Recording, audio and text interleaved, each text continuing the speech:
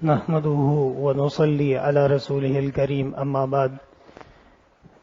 میرے محترم بزرگوں اور بھائیوں، اللہ تعالیٰ نے جب جناب نبی کریم صلی اللہ علیہ وسلم پہ وحی کا نزول شروع فرمایا تو جو وحی کی ابتدائی صورتیں ہیں ان میں سے ایک ہے سورہ مدثر، اور سورہ مدثر میں اللہ تعالیٰ نے آپ صلی اللہ علیہ وسلم کو جو تعلیم فرمائی ہے، یا ایھا المدثر قم فانذر، اے کمبل میں لپٹنے والے پیغمبر آپ اٹھیے اور تبلیغ کا کام شروع کیجیے، وَرَبَّكَ فَكَبِّرْ، اپنے رب کی تسبیح بیان کیجیے، وَثِيَابَكَ فَطَهِّرْ، اور اپنے لباس کو صاف اور پاک کر لیجیے۔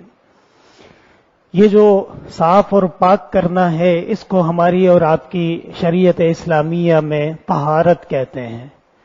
طہارت کا مطلب ہوتا ہے پاکی، صاف ستھرا ہونا، اور اللہ تعالیٰ نے مسلمان پہ جو طہارتیں فرض فرمائی ہیں وہ دو قسم کی ہیں، ایک غسل کہلاتا ہے اور دوسرا وضو کہلاتا ہے۔ غسل حدث اکبر کی صورت میں یعنی بڑی ناپاکی کی صورت میں غسل فرض ہو جاتا ہے، اور چھوٹی ناپاکی کی صورت میں وضو فرض ہو جاتا ہے۔ غسل کے لیے تین چیزیں فرض کی حیثیت رکھتی ہیں۔ نمبر ایک، اچھی طرح سے کلی کر لینا۔ اگر منہ کے اندر کوئی حصہ خشک رہ گیا یا پاک نہ ہو سکا تو امام اعظم ابو حنیفہ رحمۃ اللہ علیہ کا مفتابی قول یہی ہے کہ غسل نہیں ہوگا اور دوبارہ سے کلی کرنے کی ضرورت ہے۔ دوسرا فرض وہ ہے ناک کے اندر جہاں تک نرم حصہ ہے ناک کا، نرم پانی کو ناک میں چڑھا لینا کم از کم ایک دفعہ، یہ غسل کے مکمل ہونے کے لیے ضروری ہے۔ تیسرا فرض جو غسل کا ہے وہ ہے پورے جسم پہ کم از کم ایک مرتبہ پانی بہا لینا۔ اس کی بہتر صورت یہ ہے کہ جو سنت سے ثابت ہے اور احادیث میں آتی ہے کہ سب سے پہلے 3 دفعہ سر کی طرف درمیانے جسم پہ پانی ڈال لیا جائے، اور اس کے بعد پھر دائیں طرف پانی ڈال لیا جائے، اور اس کے بعد پھر بائیں طرف پانی ڈال لیا جائے۔ یہ 3 طریقے سے جب پانی ڈال لیا جائے گا تو یہ سنت غسل مکمل ہو جائے گا۔ غسل سے پہلے دونوں ہاتھوں کا کلائیوں تک دھو لینا یہ سنت طریقہ ہے، اور اس سے پہلے دونوں جگہ کی نجاستوں والی جگہ ہو، اگر وہاں پہ کوئی نجاست ہے تو ضروری بات ہے کہ اس کو صاف کرنا ہے، ورنہ غسل پورا ہی نہیں ہوگا۔ علماء نے لکھا ہے کہ اگر نجاست نہیں بھی ہے تو مزید اطمینان اور تطہیر کے لیے ایک دفعہ پھر سے استنجا کر لیا جائے تو یہ سنت طریقہ ہے اور بہت مناسب ہے۔ اس کے بعد پھر وضو جیسے کرتے ہیں وضو شروع کر لیجئے۔ پورا وضو کرنے کے بعد صرف جو آپ کے پیر ہیں دونوں ان کو چھوڑ دیجئے، اور جب پورے جسم پہ پانی بہا چکے ہوں اس کے بعد پھر دونوں پیروں کو بھی اچھی طرح دھو لیا جائے۔ یہ غسل مکمل ہو گیا اور اس کے بعد طہارت یہ حاصل ہو جاتی ہے۔ اگرچہ امام شافعی رحمۃ اللہ علیہ جو ہمارے امام صاحب کے بعد دوسرے سب سے بڑے امام ہیں، انہوں نے نیت کو فرض قرار دیا ہے، لیکن ہماری فقہ میں غسل کے لیے بس آپ کو یہ معلوم ہونا کہ میں غسل کیوں کر رہا ہوں، طہارت کے لیے، اللہ کی عبادت کے لیے، نماز کے لیے یہ کر لیا جائے تو کافی ہے۔ کسی کے جسم پہ کوئی آٹا وغیرہ لگا ہوا ہو یا خواتین کے ناخن پہ نیل پالش لگی ہوئی ہوتی ہے، اگر وہ ایسی ہے کہ اس کی تہ جم گئی ہے اور اس کے نیچے پانی نہیں جاتا، ایسی صورت میں غسل نہیں ہوگا، اس کو ہٹا کے نیچے تک پانی پہنچا دینا یہ ضروری ہے۔ غسل کے بعد خیال آیا کہ شاید کلی رہ گئی، یا شاید ناک میں پانی ڈالنا رہ گیا، یا شاید کانوں کا مسح رہ گیا، تو پورا کا پورا غسل دوبارہ کرنے کی ضرورت نہیں ہے، بلکہ اسی حصے کو جب آپ دھو لیں گے تو غسل مکمل ہو چکا ہے اور طہارت حاصل ہو چکی ہے۔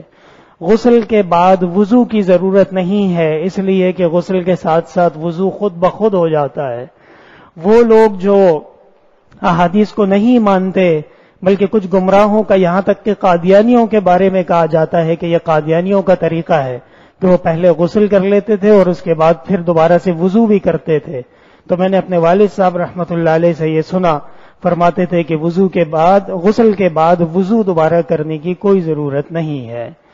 اسی طرح جو وضو ہے یہ بھی اللہ تعالیٰ نے ہر مسلمان پہ فرض کیا ہے۔ اچھا، عجیب بات یہ ہے، علماء فرماتے ہیں کہ نہ وضو میں کوئی واجب ہے اور نہ غسل میں کوئی واجب ہے، یا فرض ہے اور یا سنت ہے۔ اس کی وجہ یہ ہے کہ واجب اگر وہ نہیں کریں گے تو غسل مکمل نہیں ہوگا، ورنہ یہ ساری چیزیں واجب ہیں جو آپ کے سامنے بیان ہوئی، لیکن واجب کی حیثیت یہ ہے کہ اگر وہ نہیں عمل کریں گے تو وضو ہی نہیں ہوگا، غسل ہی نہیں ہوگا۔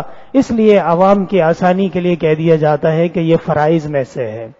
اللہ تعالیٰ نے قرآن کریم میں آیت نازل فرمائی ہے، اے ایمان والو جب تم نماز کے لیے کھڑے ہو جاؤ فاغسلوا وجوہکم، اپنے چہرے کو دھو لو، یہ ہے پہلا فرض وضو کا۔ وَأَيْدِيَكُمْ إِلَى الْمَرَافِقِ، اپنے دونوں ہاتھوں کو کوہنیوں سمیت دھونا ہے۔ طلباء جانتے ہیں غایا مغایا کی بحث اصول میں ہے، تو یہ ہو گیا دوسرا فرض غسل کا۔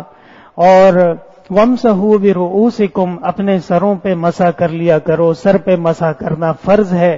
مسح میں یہ خیال رہے کہ سر پہ اتنا زیادہ پانی نہ ڈالیے گا کہ وہ مسح کی جگہ غسل بن جائے، امام ابو حنیفہ نے مکروہ قرار دیا ہے۔ اور وَأَرْجُلَكُمْ إِلَى الْكَعْبَيْنِ، اپنے دونوں پیروں کو گھٹنوں یعنی ٹخنوں تک دھو لو۔ یہ جو آپ عمل فرما لیں گے تو انشاءاللہ تعالی وضو بھی مکمل ہو جائے گا۔ لیکن یاد رکھیے گا، ایک بہت ہی زبردست حدیث یاد آئی، آپ صلی اللہ علیہ وسلم نے ایک مرتبہ وضو فرمایا، یعنی جسم کو، چہرے کو، ہاتھوں کو ایک ایک دفعہ دھویا، اور فرمایا کہ یہ وہ وضو ہے جس کے بغیر اللہ تعالی وہ نماز قبول نہیں کرتے۔ پھر آپ صلی اللہ علیہ وسلم نے دو مرتبہ وضو فرمایا، اور وضو فرمانے کے بعد کہا کہ یہ وضو اس آدمی کا ہے جو میری امت میں نیک ہے، صالح ہے۔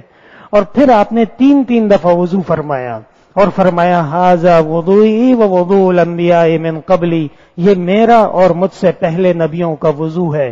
اس لیے ہر جسم کو تین دفعہ دھو لینا، علماء نے اس کو سنت قرار دیا ہے۔ ناک میں پانی ڈال لینا یہ بھی سنت ہے، کلی کر لینا یہ بھی سنت ہے۔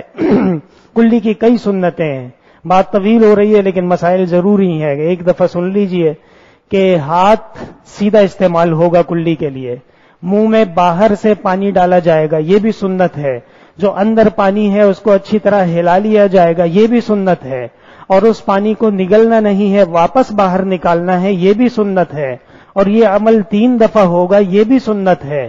ناک میں پانی ڈالنے کے لیے الٹا ہاتھ استعمال ہوگا یہ بھی سنت ہے، اور ناک جھڑکنے کے لیے، یعنی ناک میں پانی ڈالنے کے لیے تو سیدھا ہاتھ استعمال کریں گے، ناک جھڑکنے کے لیے الٹا ہاتھ استعمال ہوگا یہ بھی سنت ہے۔